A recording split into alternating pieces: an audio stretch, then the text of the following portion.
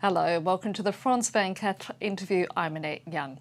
While foreign policy has very much taken a backseat to the economy during the US election campaign, in this last presidential debate gave the chance for both candidates to prove who would indeed be the better commander-in-chief. Whoever wins is going to have their in-tray full to the brim with issues such as ongoing turmoil in the Middle East, a resurgent Russia, not to mention an emerging China.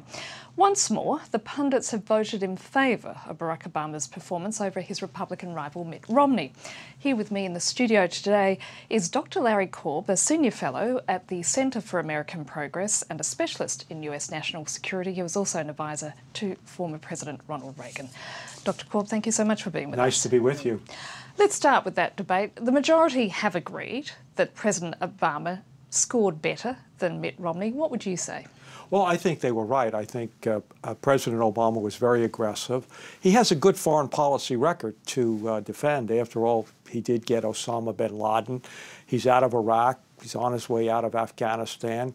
Our relations with other nations are better than they've been in a long time. And as he kept pointing out in the debate, that's why we've been able to get these sanctions against Iran. Previously, we could never get both the Europeans and the Russians and the Chinese to put, tough sanctions on them. He's got an arms control agreement with Russia, so he has a good foreign policy record, and I think he defended it well, which is why he did well in that debate. But I will say this: I think Governor Romney showed that he is up to the job if, in fact, he gets it. I think some of his positions are changing and inconsistent, but the fact of the matter is, I think if you look at the polls, people said, yeah, he passed the test to be commander-in-chief. There were certainly some very sarcastic moments in that debate with the president at one point mocking Mitt Romney when the governor complained that the Navy is smaller now than it was in 1917. The president pounced on that and noted in comparison, or that comparison only works if aircraft carriers are equated with gunboats. We have also fewer horses and bayonets. A moment of amusement, maybe, but in your opinion, how does either man rank when it comes to various foreign policy issues? Well, who's got the better grasp? Yeah, I think that Governor Romney is new to foreign policy. You know, he had been in business. He certainly, knew a lot about the economy. But, for example, to make that statement, he really left himself open to criticisms because, yes, technically speaking, it's correct. But what the president pointed out is, today's weapons are so much more powerful, you can't count numbers. And the president could have also said that we're bigger than the next 11 navies in the world combined.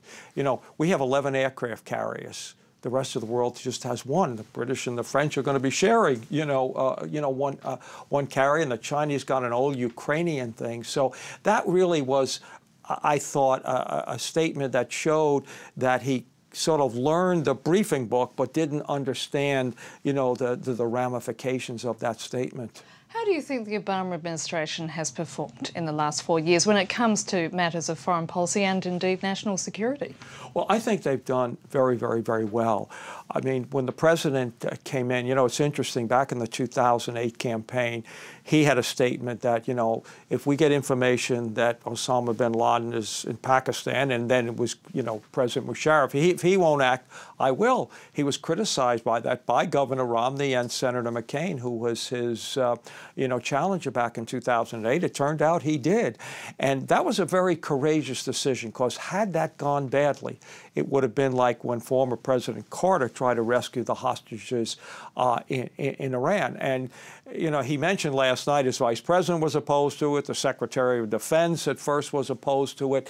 And so the quote-unquote, grand old men of the foreign policy establishment thought it was too risky. They thought he should have just, bombed the place and things like that. So it was a risky, decision. He basically gambled his presidency on it, and it turned out well. Do you think if he was voted in for a second term that we might see some changes in the way that he views foreign policy? I think if Obama is reelected, you're going to see a big change, particularly in the nuclear weapons area. Remember the speech he gave in Prague and talked about getting the world, rid of nuclear weapons. He also convened a summit in Washington a year later where he had all the people talk about nuclear proliferation. I think this is where he would like to make his mark. And I think, in fact, I know that they've already got the Pentagon looking at some options below where we have the New START agreement with the Russians. I think you will see big movement on that, because I know personally I think this is something that's very important to him. And with a re-election, I think he'll have a lot more political capital to do it. But the thing with Obama is that there was a very high level of expectation, wasn't there? Not only just within America, but across the world when he got voted in 2008. And there are a lot of people who seem disappointed at what he's achieved. Well, there's no doubt about it. I mean, it wasn't his fault that people just, put so much of their hopes on him. But you got to remember when he ran, we had 8 years of basically a pretty failed presidency when you get down to it. I mean, not only did we bungle the wars in Iraq and Afghanistan, we annoyed the international community the way we went into Iraq. President Bush inherited a surplus. We ended up with a huge deficit, and then of course the financial market crashed. So I think that people said, well, he is going to be the second coming, and somehow is going to be able to cure all these things in his first couple of months in office. And that was unrealistic. But you can understand why people did it. I mean, given where we were as a country, the greatest financial disasters is the Great Depression, the world's military power, still bogged down in Iraq, not doing very well in Afghanistan, no end in sight. So I think, and then of course when the economy came along, that really, I think, caught people by surprise. The 2008 campaign till the very end was about foreign policy. Now, on Iran, the president did appear to contradict himself. First, he said that New York Times story about Washington and Tehran, in principle, agreeing to starting nuclear talks if they win the elections. He said it wasn't true, but then he went on to say that Romney had agreed to this. If these talks are pursued with Tehran, is that a wise move on the part of Washington? Oh, very definitely. President Obama was criticized for coming in and saying, he's going to reach out to Iran, which he did. And basically, I think because he did that, the rest of the international community, the European, countries especially, said, well, okay, he did try, so now we can, get support for the sanctions. At some point, you're going to have to talk to the Iranians. Everybody says, well, we won't let them get a nuclear weapon, but everybody who's looked at it honestly knows there's no real military option. You can talk about it, but you're not going to get all of the weapons. And what you will do is you will unite the Iranian people as you haven't before. And are you prepared to do regime change in Iran? But do you think the Republicans would agree with that stance? Well, but down deep they would. Again, so if Mitt Romney got into power, you think he'd be pursuing there's just no that way. path? I mean, we've had a group of retired military leaders who've taken a look at this and said, maybe you could set it back a couple of years, but then what? And the interesting thing is that paradoxically, you don't want to let them know you're not going to do it. But in reality, I think people realize the last thing. I mean, this is a country of, 2 or 3 times the population of Iraq. What are you going to do? And if you attack them, what are they going to do? And, we talk about, we don't want Iran to get a nuclear weapon because it could destabilize the region. You attack them, it'll really destabilize the region. Foreign policy until this debate barely scored a mention in this campaign, and given your area of expertise, are you disappointed in the American electorate? I'll tell you why.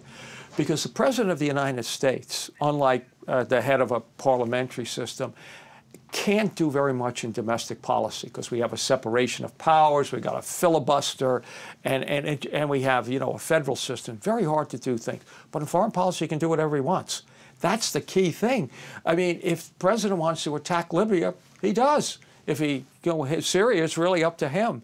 And he, kill bin Laden, kill al-Awlaki, increase the drone war. There's nothing really that the Congress can do. So, yeah, that's where we should focus. And just finally, with China emerging clearly as a power to be reckoned with, how long do you think America can remain as the world's only superpower? Well, you got two questions here. One is sort of absolute decline and relative decline. It was an unnatural period after the end of the Cold War. We know from history that other powers are going to rise. The real problem is, will China behave like a global power? They're going to be a global power. They're going to be a global superpower. Your question is, how do they behave, and can we incorporate them into the international system? But that doesn't mean the United States is going down. It just means they're going up. Dr. Korb, I'm afraid that's all we have time for. Thank you so much for being with us. And that's it for this edition of the Frans van Kath interview. Do stay with us here on Frans van Kath.